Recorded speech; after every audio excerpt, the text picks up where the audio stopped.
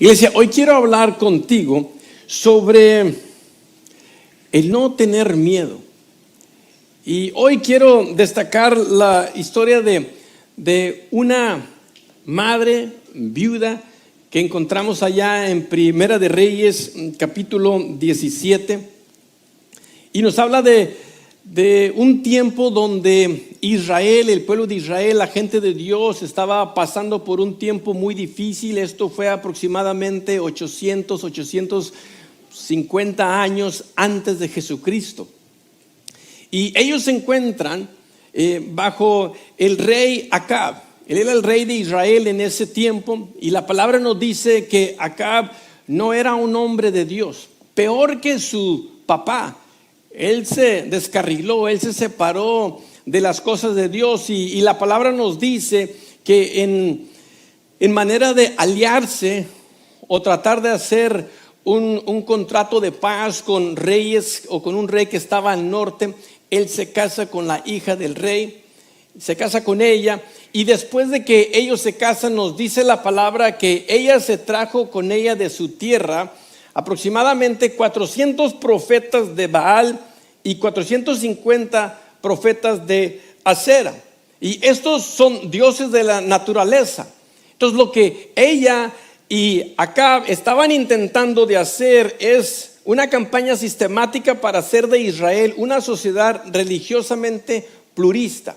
Cuando hablamos de religiosamente plurista, estamos hablando que el plurismo es el sistema en el cual se acepta, se tolera y reconoce la variedad de doctrinas, posiciones, pensamientos, tendencias y creencias dentro de una sociedad. O sea que todo se vale. Si tú dices que esto es un Dios y que este es el Dios de X cosa, se vale. Pluralismo es incluir todas esas cosas, ser una sociedad inclusiva. Y dentro de eso había un profeta de Dios, el profeta Isaías. Y él se encontraba en medio de esta batalla épica de los dioses. Claro, él no creía en esos dioses, él creía en solamente Dios. Y desde el principio, cuando Dios saca a su gente de Egipto, donde ellos eran esclavos, el primer mandamiento, y a lo mejor tú lo sabes también, es Dios dice: no tendrás otros dioses ajenos. O sea que tú vas a ser gente de solamente un Dios. Y aquí Acab es rey representando a Israel. Su papá se había separado de las cosas de Dios, y como su papá no fue buen ejemplo para él, él fue peor, se separó más de eso. Y ahí se encuentra Elías, y Dios le manda mensaje a Elías para que le diga a Acab, y fue a decirle a Acab: tan cierto como vive el Señor Dios de Israel, a quien yo sirvo, te juro que no habrá rocío ni lluvia en los próximos años hasta que yo lo ordene. Esta era una confrontación directa al rey, y no solamente al rey, pero también a este Dios falso, Dios pagano del rey, a Baal, porque ellos pensaban o reconocían a Baal como el Señor de los cielos, el Dios de la tormenta, el Dios de la lluvia. Y cuando aquí Elías le dice: no va a haber rocío ni va a haber agua, aquí Dios le está mandando un mensaje a Acab y le está poniendo a prueba. A ver, ¿quién es más fuerte? ¿Tu Dios falso, inventado, o yo, el Dios verdadero y vivo? Y esto causa una hambruna sobre Israel, y esto causa una ira en Acab y su esposa Jezabel. Y ellos emprenden una búsqueda internacional tratando de encontrar a Elías para matarlo, porque él había traído una maldición sobre ellos. Y Dios, siendo Dios y sabiendo todas las cosas, Dios le dice a Elías: sal de aquí hacia el oriente y escóndete en el arroyo de Querit. Beberás agua del arroyo, y yo les ordenaré a los cuervos que te den de comer por la mañana y por la tarde pan y carne. Oiga, no sé si usted algún momento ha leído en la Biblia y se detiene y se pregunta: ¿y cómo fue esto? Muchos de ustedes batallan para que su esposa les dé de comer. Bueno, hoy no se vale porque es Día de las Madres, celébrala, déjala en paz. Pero aquí la palabra dice que Dios usó a cuervos para traerle pan y carne por la mañana y por la tarde. Sería una buena película esa, ¿no? De ver cómo los cuervos le trajeron comida. No dice aquí cómo fue eso, solamente leemos que fue lo que Dios mandó para que se alimentara Elías. Y déjame te digo, creo que esto nos enseña de que cuando Dios te pide hacer algo, en vez de cuestionar a Dios, lo que tú y yo debemos de hacer es creer y confiar en Él. Los detalles se los vamos a dejar a Él. Te lo he dicho antes, solo porque nosotros no nos lo podemos imaginar o está más allá de nuestras posibilidades, no limites a Dios de esa manera. Y bueno, él se atreve a creerle a Dios, él va a aquel lugar y ciertamente ahí está el arroyo, de ahí él está tomando agua y los cuervos le están trayendo de comer. Pero bueno, porque Dios mismo cesó lo que era toda el agua, todo lo que era humedad en aquel entonces, se secó ese arroyo. Se seca ese arroyo y fíjate, después de un tiempo Dios le manda a decir esto a Elías: ve ahora a Sarepta de Sidón y permanece ahí. A una viuda de ese lugar le he ordenado darte de comer. Y él va y llega a ese lugar y él encuentra a una mujer, a una viuda, y ella está recogiendo leña.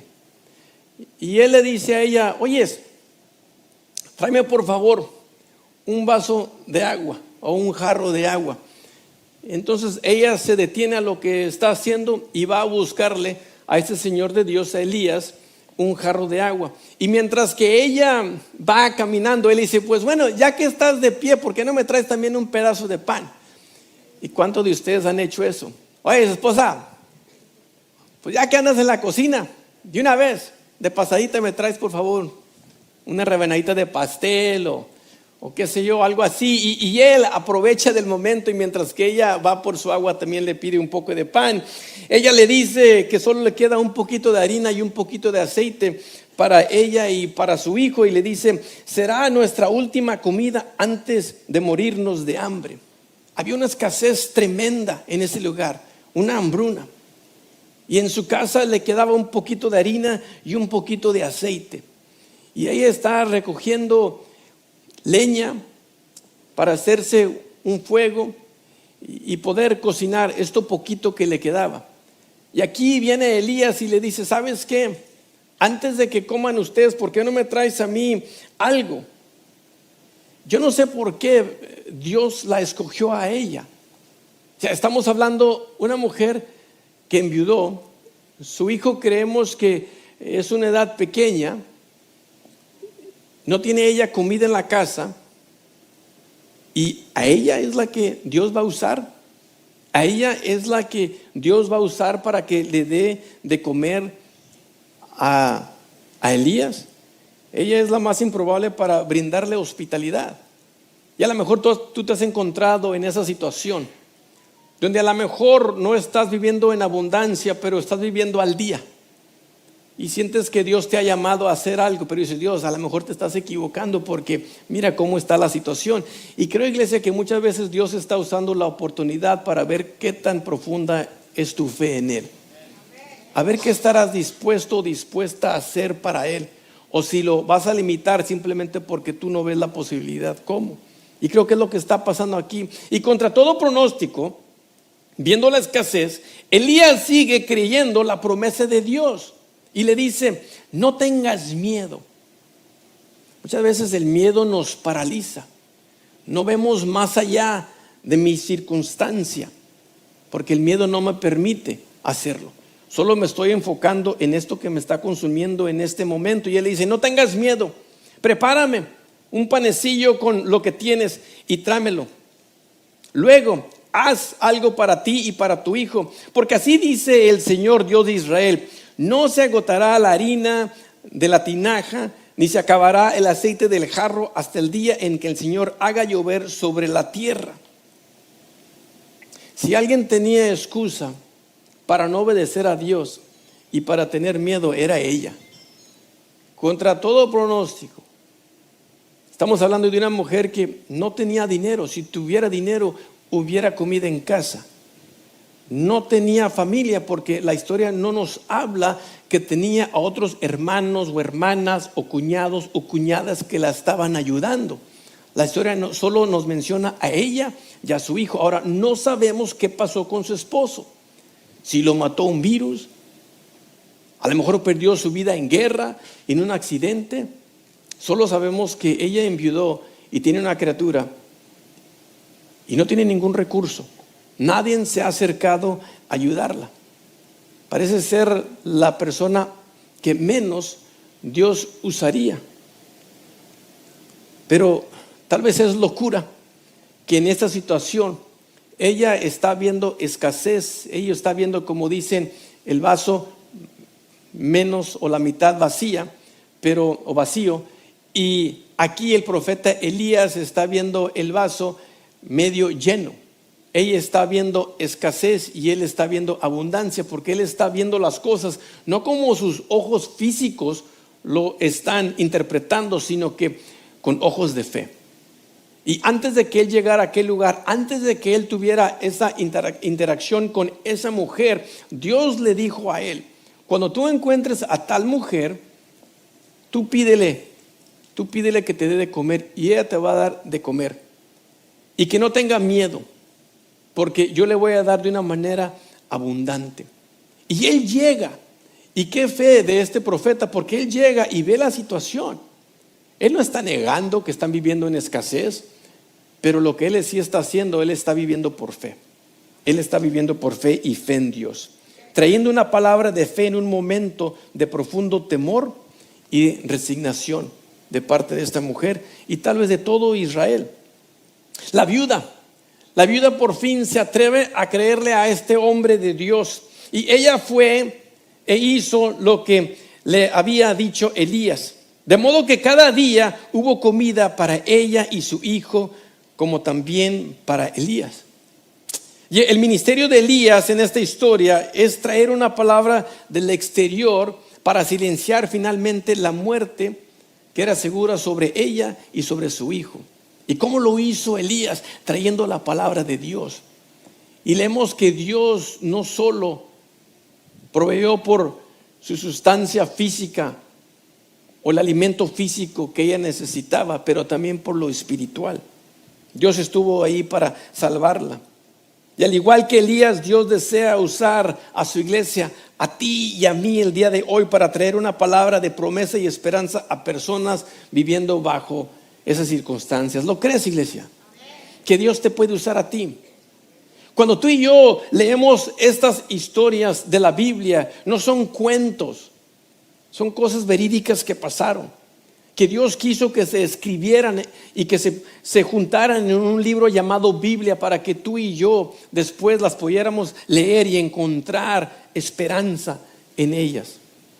Porque ese Dios que fue activo hace más de 2800 años con esta viuda es el mismo Dios activo que se quiere involucrar en tu vida si tú le permites. Creo que unas observaciones que podemos hacer en esta historia es que nunca eres demasiado pequeño a los ojos de Dios. Hay una persona que a lo mejor en sí pensaba: no tengo familia, no tengo suegros, no tengo cuñados, ¿en quién voy a depender?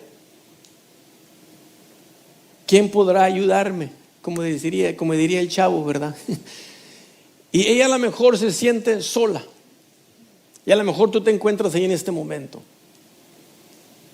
Es que todo se ve bien para los demás, pero si supieran los zapatos que yo traigo, si supieran mi condición financiera, si supieran lo que estoy pasando en el trabajo o no tengo trabajo, déjame te digo que Dios está al tanto de ti. Así como estuvo al tanto de ella, Dios está al tanto de ti el día de hoy. Nunca eres demasiado pequeño a los ojos de Dios. Y así como Dios hizo con ella, Dios quiere hacer contigo. Por eso, iglesia, te quiero animar el día de hoy, de que no te acobardes en ese miedo, sino que te aferres a la palabra de Dios, te agarres de Dios y confía en Él, y Él hará. Es lo que promete su palabra. Otra observación que tú y yo podemos hacer es que pon la obra del Señor en primer lugar. El versículo 9 nos dice que Dios ordenó a ella: Cuando Dios le está diciendo a Elías, Elías, yo quiero que vayas ahora a este lugar y tú vas a encontrar a tal mujer.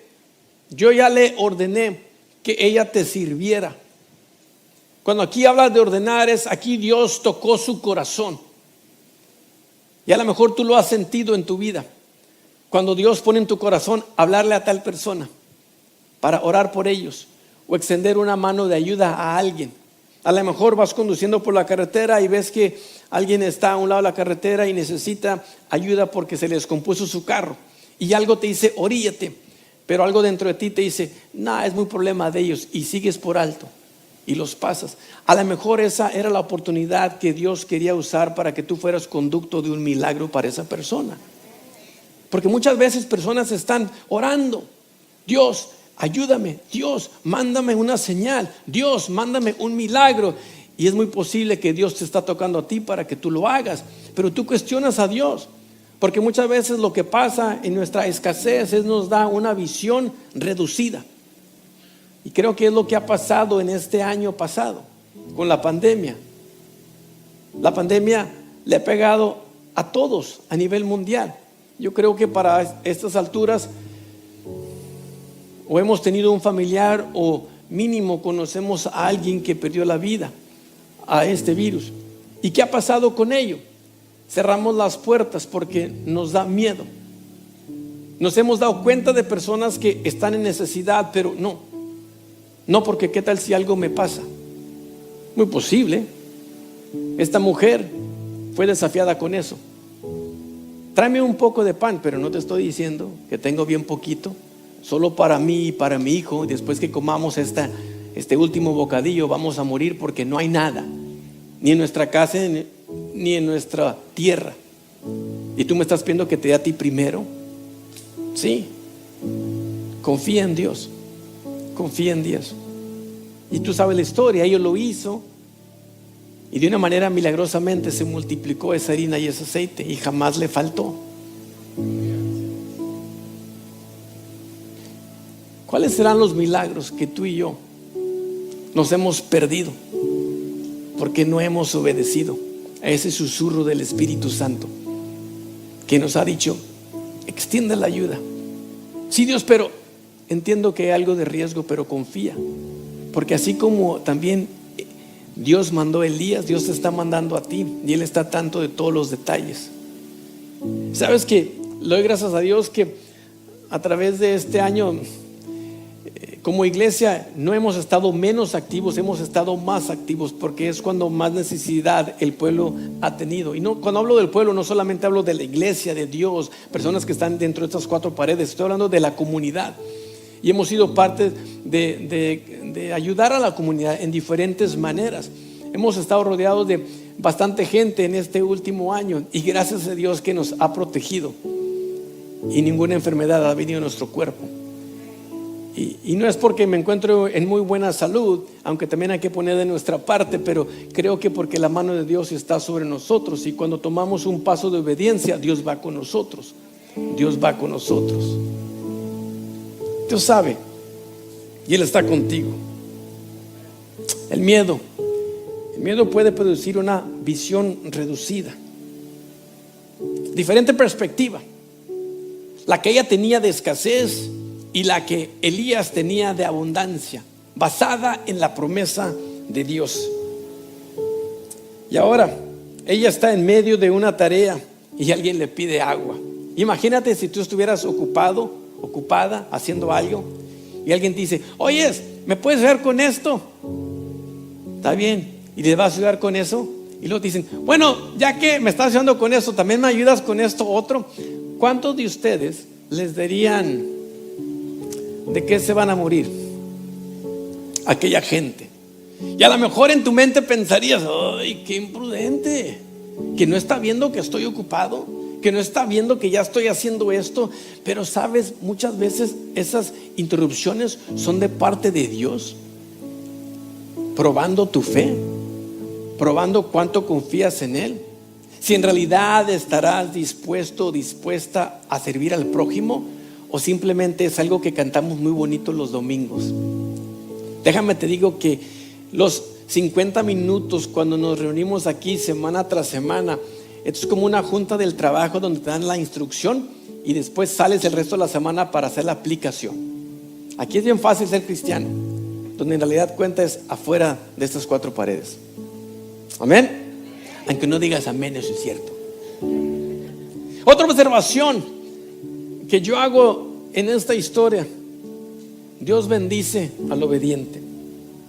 Dios cumplió su promesa y la bendijo con harina y aceite. Y creo que cuando activamos o vivimos según la palabra del Señor, fíjate, nuestra familia comerá lo que Dios ha preparado para nosotros. Dios dice: dame lo que tú tienes, yo lo multiplicaré. Pero muchas veces, porque estamos en escasez o estamos en miedo, servimos a Dios con la mano cerrada. Abre la mano y verás cómo Dios te puede usar a ti como conducto de un milagro, el milagro que alguien más necesita. Más adelante en esa historia, Primera de Reyes capítulo 17, leemos que muere el hijo de esta viuda, como si las cosas no estuvieran ya mal, se empeoraron. Muy posible llevándola a ella a cuestionar qué es lo que está pasando. Hice caso, te ayudé, Dios, ayudé a la persona que me dijiste que ayudara, pero ¿por qué estas cosas me siguen pasando? ¿Por qué no puedo salir de este hoyo? La palabra dice que Dios envía al profeta Elías y usa al profeta Elías para orar por esta criatura y lo resucita. Y fíjate lo que pasó. Entonces la mujer dijo a Elías: ahora conozco que tú eres varón de Dios y que la palabra de Jehová es verdad en tu boca. Dios proveyó por su alimento físico, pero más importante por su alma, y la salvación de Dios vino a la casa de la señora. Y muchas veces cuando pasan circunstancias difíciles en nuestra vida, no es porque no hay un Dios, es porque muchas veces Dios puede usar esa circunstancia para revelarse a sí mismo en tu vida, porque de ninguna otra manera tú le has puesto atención. No sabemos si esta mujer era israelita o no era, pero lo que sí sabemos es que no confiaba ella en Dios. Aun cuando Dios multiplica su harina y su aceite, tal vez empezó a creer un poquito. Como antes de que te metas a la alberca, le tienes miedo que si el agua está muy fría, te quitas la chancla y le metes el dedo gordo. Nomás, a ver, ahí está muy fría. Mejor acá, a lo mejor acá está un poquito más calientita. Ahí está mejor aquí. Y nos metemos por lo más bajito, ¿verdad? Y nos estamos aclimatando. No sé tú, pero así le hago yo. Si un día me ves en la piscina, no te rías de mí, cada quien. Pero tal vez así tratamos la fe. Un poquito.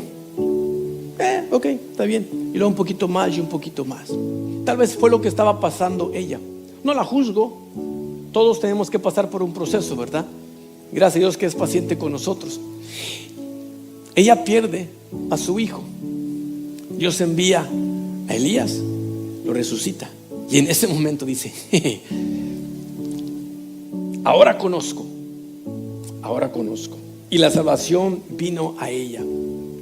Yo no estoy aquí para decirte que la vida de un cristiano o seguidor de Jesucristo es una vida fácil, pero sí estoy diciéndote aquí que es una vida donde Él te acompaña.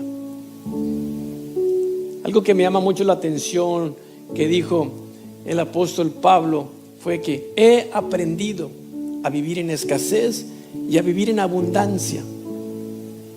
Todo lo puedo en Cristo que me fortalece. Pero él dice: he aprendido. O sea que no nacemos con eso, iglesia. Es una disciplina. Y él dice: he aprendido. Y así lo hizo ella. Y sabes, te quiero dejar con esta última palabra. Cuando Moisés sabe que él no va a ser el líder que va a llevar a la gente de Dios a la tierra prometida. Tierra prometida clave, Dios ya se las había prometido. Y le está pasando el liderazgo a Josué. Y mira lo que le dice: sé fuerte y valiente, porque tú entrarás con este pueblo al territorio que el Señor juró darles a sus antepasados. ¿Por qué tener que ser fuerte y valiente? Ya se lo habían prometido. ¿por qué no simplemente caminar para allá y tomar posesión de la tierra? Dios sabía que iba a haber obstáculos. Dios sabía que iba a haber gente a lo mejor que no les iba a creer. Dios sabía que iba a haber oposición. Pero eso no quitaba el dedo del renglón, que ya había promesa para ellos. Y de eso se refiere el Nuevo Testamento cuando dice que tú y yo debemos de vivir por fe y no por vista. Es decir, sí, vivimos en un mundo que está roto, que sufre y que está en dolor y todo eso, pero nosotros no somos de este mundo. Nosotros simplemente estamos pasando por aquí hacia la tierra prometida. Sé fuerte y valiente, porque tú entrarás con este pueblo al territorio que el Señor juró darles a sus antepasados. Tú harás que ellos tomen posesión de su herencia. El Señor mismo marchará al frente de ti y estará contigo. Nunca te dejará ni te abandonará. No temas ni te desanimes. Iglesia, de parte de Dios te digo, no temas y te desanimes. Cuando Dios te da la oportunidad de servir al prójimo, tú sirve al prójimo. No te limites, no limites el poder de Dios, que Dios te quiere usar como un conducto para que llegue su milagro a otra gente. Que el miedo no te robe, que el miedo no limite tu visión de lo que Dios tiene para ti. Amén. Gracias por escuchar este mensaje. Te invitamos a escuchar los próximos en www.palmvalleychurch.com.